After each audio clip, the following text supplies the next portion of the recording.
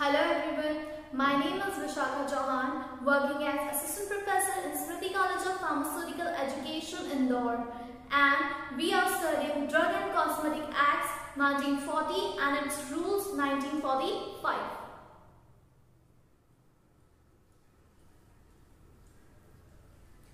Let's continue with another topic, which is the classes of drugs and cosmetic prohibited from the import. तो कौन-कौन से drug and cosmetic हैं जो कि बिल्कुल prohibit है, जो आप इंडिया में import नहीं कर सकते. सबसे पहले देखेंगे that no person shall import any kind of cosmetic or drug which is not of the standard quality. We have already understand the definition of standards according to the quality. किस तरीके की जो है क्वालिटी के standards maintain किए जाते हैं according to drug and cosmetic act. उसके अनुसार अगर आपकी क्वालिटी जो है प्रोडक्ट की वो स्टैंडर्ड को मैच नहीं करती है तो आप उस तरीके का ड्रग और कॉस्मेटिक जो है इंडिया में इंपोर्ट नहीं कर सकते. देन सम ड्रग्स और कॉस्मेटिक व्हिच आर मिसब्रांडेड और स्प्यूरियस. दोनों डेफिनेशन हम देख चुके हैं कि कौन सी ड्रग प्रोडक्ट्स को, किस तरीके की कॉस्मेटिक प्रोडक्ट्स को, वो कौन सी चीजें होती है जिस वजह से हम इन्हें या तो मिसब्रांडेड कहते हैं या फिर स्प्यूरियस कहते हैं. अनदर इज अडल्टरेटेड और spurious drug. Same with the drug, जैसा कॉस्मेटिक में हम पढ़ते हैं वही सेम चीजें ड्रग के साथ भी है. वही रूल्स कि अगर वो स्प्यूरियस है, एडल्टरेटेड है या मिसब्रांडेड है तो वो हम इंडिया में इंपोर्ट की परमिशन नहीं देते according to drug and cosmetic acts and rules. Patented और प्रोप्राइटरी मेडिसिन, अगर फॉर्मूला पेटेंटेड है, अगर मॉलिक्यूल पेटेंटेड है या फिर कोई प्रोप्राइटरी मेडिसिन है, उस तरीके की अगर आप डिलीवर करते हैं प्रोडक्ट, इधर बल्क प्रोडक्ट और इधर योर फॉर्मुलेशन और the finish product, unless the display of the prescribed manner, जो डिस्क्रिप्शन है वो एक प्रिस्क्राइब्ड मैनर में होना चाहिए. देखते हैं कैसे कि सबसे पहले लेबल रिक्वायरमेंट हम ऑलरेडी जानते हैं कि कंटेनर रिक्वायरमेंट, जो लेबल रिक्वायरमेंट ये है जो है बहुत इंपॉर्टेंट है ताकि हमें ड्रग प्रोडक्ट और उसकी मैन्युफैक्चरिंग के बारे में सब सारी डिटेल्स जो है वो सही से पता चले.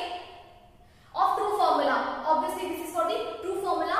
And list of active ingredients, means उसमें जो भी एक्टिव इंग्रेडिएंट्स हैं उसकी एपीआई एंड उसका ट्रू फॉर्मूला, उसके साथ साथ जो लेबल की और कंटेनर की जो बेसिक रिक्वायरमेंट्स है, जो मैन्युफैक्चरिंग डेट, एक्सपायरी डेट और उस पे बाकी सभी तरीके की जो डिटेल्स पुट करते हैं जो हमने पहले भी पढ़ा है, वो सभी तरीके की चीजें अगर नहीं है या उसमें से कुछ लैक है तो वो जो है हम इंपोर्ट नहीं करते इंडिया में. Then any cosmetic product containing any ingredient which is unsafe or harmful. अगर हम ये कह रहे हैं कि कुछ कॉस्मेटिक प्रोडक्ट्स होते हैं जिसमें कुछ एक्टिव इंग्रेडिएंट्स भी होते हैं, कुछ ऐसी ड्रग्स भी होती हैं जो कभी-कभी आपको कुछ बेहतर रिजल्ट्स के लिए दी जाती है. अगर ऐसी कोई ड्रग है या सपोज आपका प्योर कॉस्मेटिक प्रोडक्ट भी है और उसमें कुछ ऐसे इंग्रेडिएंट्स हैं जो कि आपकी हेल्थ के लिए सेफ नहीं है या लॉन्ग टर्म यूज करने पे आपको कोई भी हार्मफुल इफेक्ट्स, कोई डिसीज या कुछ किसी भी तरीके की अगर टॉक्सिक इफेक्ट शो करते हैं या कोई प्रॉब्लम क्रिएट करते हैं तो वो अनसेफ कंसिडर किए जाते हैं, हार्मफुल कंसिडर किए जाते हैं और वो आपको इंपोर्ट करने की परमिशन डीएनसी नहीं देता है. एनी ड्रग और cosmetic product import of which prohibited by the rules. अगर कुछ ऐसे प्रोडक्ट्स हैं, चाहे वो आपके कॉस्मेटिक ब्रांड के हो, चाहे वो आपके ड्रग से रिलेटेड हो, अगर वो इंपोर्ट की कुछ रूल्स एंड रेगुलेशंस जो हमने बताई है वो अगर सेटिस्फाई नहीं करते हैं, जिससे हमने पढ़ा था कि रजिस्ट्रेशन आपका होना जरूरी है, आपको लाइसेंसिंग सर्टिफिकेट मिलता है, ये कुछ प्रोसेसेस होते हैं किसी कंट्री में अपने ड्रग को इंपोर्ट करने के लिए. अगर आप कोई भी चीज लैक करते हैं, इन दैट केस आप जो है उस टाइप का ड्रग प्रोडक्ट कॉस्मेटिक जो है इंडिया में इंपोर्ट नहीं कर सकते.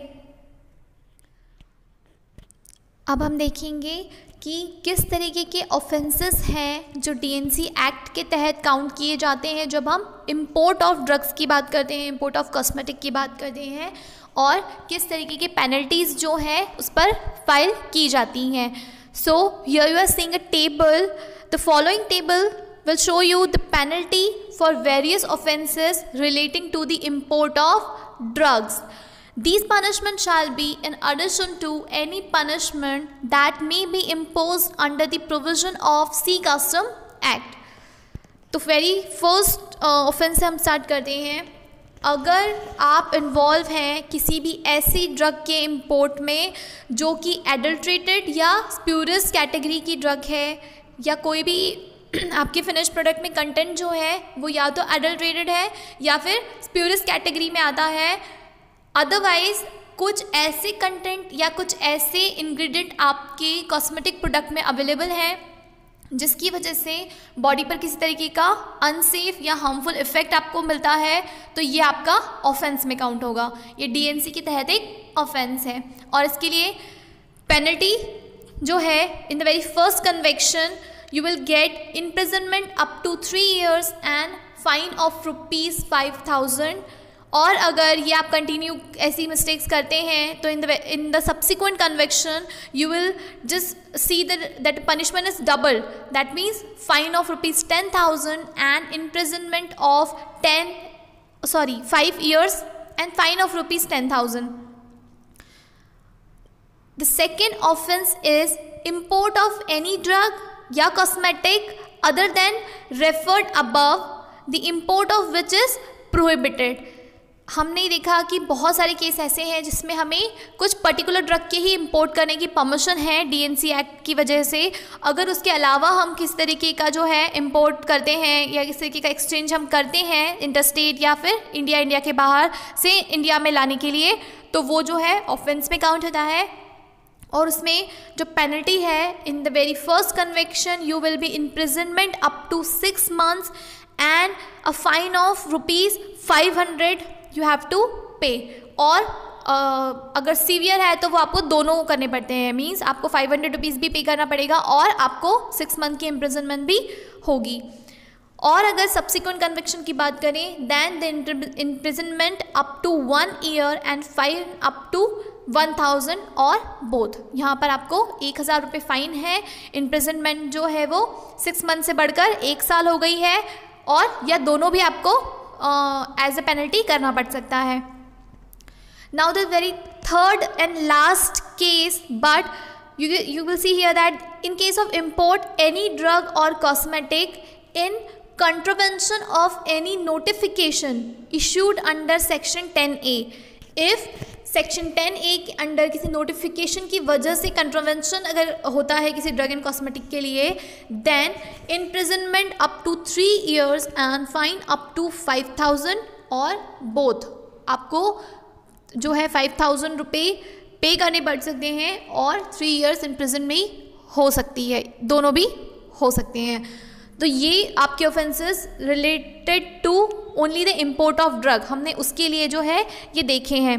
इसके अलावा कुछ और भी होते हैं, जैसे मैं आपको बताऊं कि जो पावर ऑफ सेंट्रल गवर्नमेंट है in prohibiting the import of drugs और cosmetic for the public interest, यानी कि अगर जनहित में जारी किसी चीज़ के रूल्स के आने के बाद भी अगर आप वो सेम मिस्टेक करते हैं, देन आप जो सेंट्रल गवर्नमेंट है उसके पास ये पावर है कि वो जो है आपके प्रोडक्ट को सीज कर सकती है और आपको इनमें से कोई भी penalty according to your offence आप पर चार्ज कर सकती है। So the central government may be in public interest prohibit the import of such drugs और cosmetic which drugs here the use of which involve any risk to human being or animal। अगर आपको ऐसा लगता है कि किसी भी drug की जो है किसी भी प्रॉपर्टी से या किसी भी उसके साइड इफेक्ट की वजह से किसी भी ह्यूमन बीइंग या एनिमल को किसी तरीके की परेशानी हो सकती है, तो आप जो है उसे प्रोहिबिट कर सकते हैं। So these are the offences and penalties related to the import of drugs.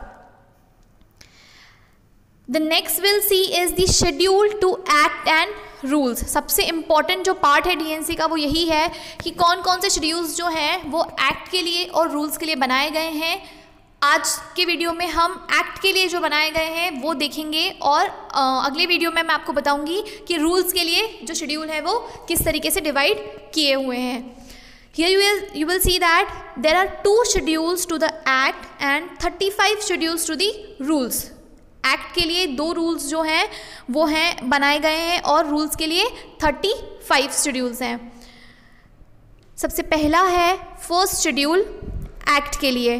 It comprises the list of books of reference for, यानी कि इसमें वो बुक्स आती हैं जो आपके फॉर्मुलेशन किस तरीके का प्रोडक्ट है, आयुर्वेदिक प्रोडक्ट है, यूनानी है, एलोपैथी है, वो किस टाइप का प्रोडक्ट है, उससे रिलेटेड बुक्स इसमें आती हैं। तो इसमें है Ayurvedic, Siddha and Unani medicine. There are 57 books of Ayurveda, 30 books of Siddha and 13 books of Unani Tibb system listed in the schedule which are used for different formulation in accordance with the provision of the act। उन्होंने कहा है कि इसमें जितनी भी किताबों को बताया गया है वो सारी बुक्स जो हैं रिलेट करती हैं कि आप किस तरीके का फॉर्मुलेशन क्रिएट करते हैं, मैन्युफैक्चर करते हैं, उसमें आपको एज अ रेफरेंस इन्हीं बुक से लेना है, तो वो शेड्यूल के अंदर काउंट होगा, अदरवाइज मिस प्रैक्टिसेस में काउंट हो सकता है। The next point is second schedule. First schedule में हमने बुक्स देखी, second schedule is it comprises of the standards to be complied with the import of drugs.